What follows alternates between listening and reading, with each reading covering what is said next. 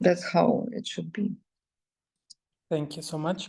Dmytro, I have exactly the same question to you, but from a different perspective. What vulnerabilities do you think are there in Ukraine right now, technologically, or that can be solved technologically? From what do you think? Yeah, there are many. Not to be pessimistic here, but at the same time, I will continue the line of Lyubov a little bit. The market situation generally is not favorable, neither for us nor for the forces that work for democracy and for the good, because there are many trends that coincided currently, which are very negative. So number one, we have a lot of elections globally. That's generally the most vulnerable period to any democracy. And we have a lot of them, and they're all happening in 1 year. Second, the platforms. So what's happening to the platforms and big tech landscape? It's super unintuitive, right? So we have DSA regulation in Europe being applied this year with a lot of hopes that DSA will solve, at least to some extent, the problem of transparency, problem of accountability of the platforms.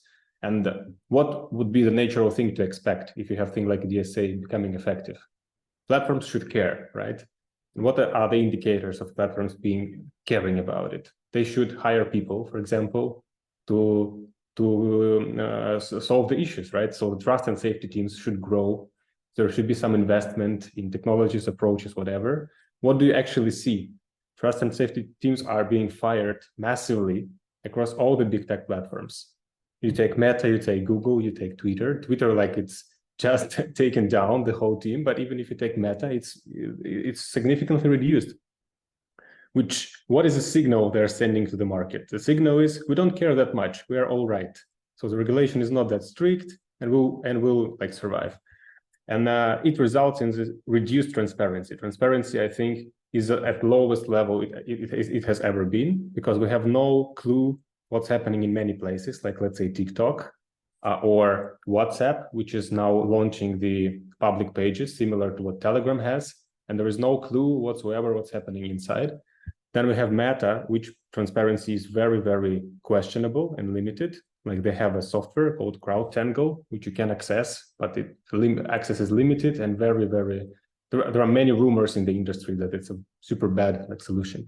And then you have Twitter, where you either pay 40,000 per month, which like takes out of the game all researchers, universities, whatever. And then what Elon Musk does also, he started to sue researchers from prominent organizations like Stanford Internet Observatory for the fact that they research data from Twitter. And the reaction is that all the researchers, they shut down their research projects because they don't want to be sued, because it's like multi-million-dollar cases, and it's nothing for big tech, but it's a lot for research community. And as a result, when you put these factors like all together, we have reduced transparency. So we don't really understand what's happening, while we really need to understand what's happening, because a lot of important things are coming soon. And like my personal take here, I always say that if we take two sides of the coin, there is a content, being like content, messages, narratives, everything, strategic communications, and there is distribution on the other side. So how this content finds its reader. So in my opinion, the distribution is like under-talked, undervalued, but super important. I would say the distribution is the bigger part of the problem than the content itself.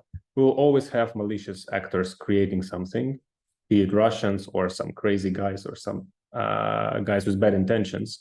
But the distribution is what makes a change, right? I can write something and no one sees it, or I can write something and it gets 10 million views on TikTok. This is the game changer.